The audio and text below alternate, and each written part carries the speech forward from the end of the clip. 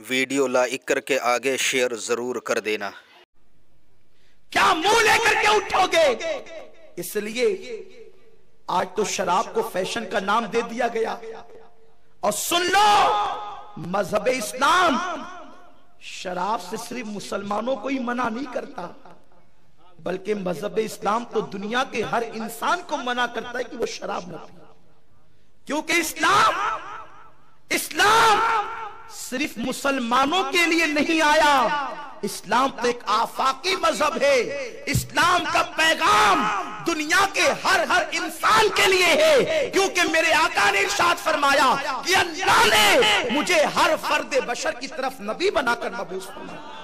मेरे आका जर्रे जर्रे के रसूल हैं, इसलिए आका का फरमान सबके लिए है। मगर जो अमल करते हैं वो फायदा उठाते हैं, जो अमल नहीं करते तासुब का शिकार होते हैं। दौलत भी बर्बाद होती है, माल भी जाता है, फिजिकली एतबार से इंसान बीमारियों के अंदर मुब्तला भी होता है। आपको नहीं पता, यही शराब तो है जिसकी वजह से इंसान के फेफड़े खराब हो जाते हैं। आज जो जिना की लानत घर घर बढ़ती जा रही है, करिया करिया बढ़ती जा रही है, बस्ती बस्ती बढ़ती जा रही है। आप नहीं जानते कि माअज़ल्लाह लोग जिना के अंदर किस कदर मुब्तला हो रहे हैं। जिना की बढ़ने की वजह यह है कि शराब की कसरत बढ़ रही है। शराब जितना बढ़ता जाएगा उतनी ही जिना की कसरत भी बढ़ती जाएगी, इसलिए कि शराब की वजह से इंसान के अंदर बेहयाई पैदा होती है। और जो बेहया हो जाता है फिर वो कोई काम करने से नहीं रुकता, वो हर काम करने पे तुला होता है।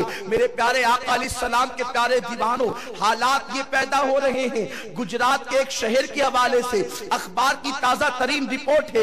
एक बाप ने उसकी माँ की, एक बाप ने बीवी की मौत के बाद अपनी बच्चियों के साथ जिना करना शुरू किया। आप गौर तो करें, ये हालात से हम दो चार हो रहे हैं। वजह क्या है? बेहयाई बढ़ती जा रही है, बुराई बढ़ती जा रही है। मुसलमानों, एक जमाना वो था, अल्लाह अकबर, के मुसलमान जब गलियों से गुजरता तो निगाहें झुका झुका करके गुजरता। हया का ये आलम था, पाक दामनी का आलम ये था।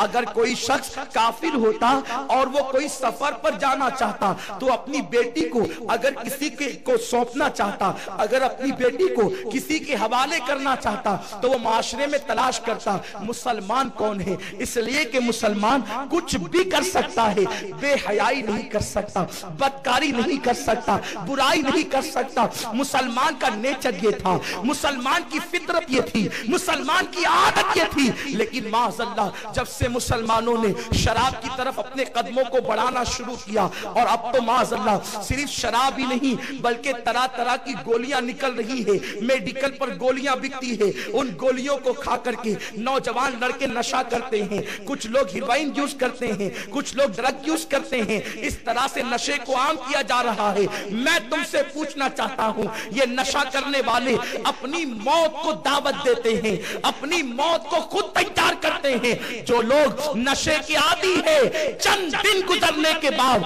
वो चलती फिरती लाश नजर आते हैं।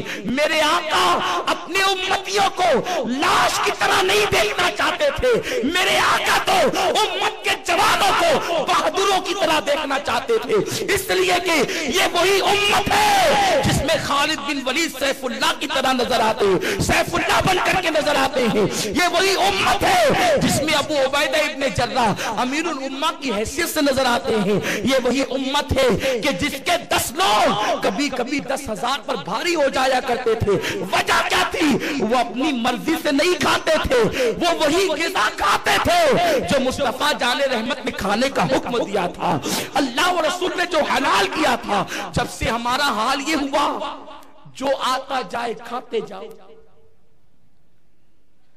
अब तरह तरह की बीमारियां जन्म ले रही है। अरे बीमारी पैदा होने के बाद उसको रोकना ये कौन सी अक्लमंदी है?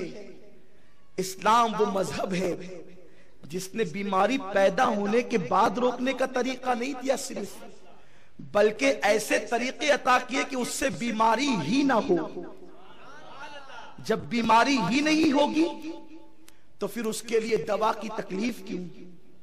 उसके लिए दवा की मुसीबत क्यों, उसके लिए परहेज की तकलीफ क्यों। मेरे प्यारे आका सल्लल्लाहु ताला अलैहि वसल्लम के प्यारे दीवानों, और इस्लाम में शराब पीने वालों की सख्त सजा मुतअय्यन की गई। इस्लाम में शराब पीने वालों को सख्त सजा दी गई। अगर कहीं पर इस्लामी हुकूमत हो, हालांकि हिंदुस्तान में ये कानून नाफिज नहीं होता, लेकिन मैं बताने के लिए कह रहा हूं कि इस्लाम में ये है, अगर साबित हो जाए कि किसी ने शराब पी है तो उसको कोड़े लगाए जाएंगे।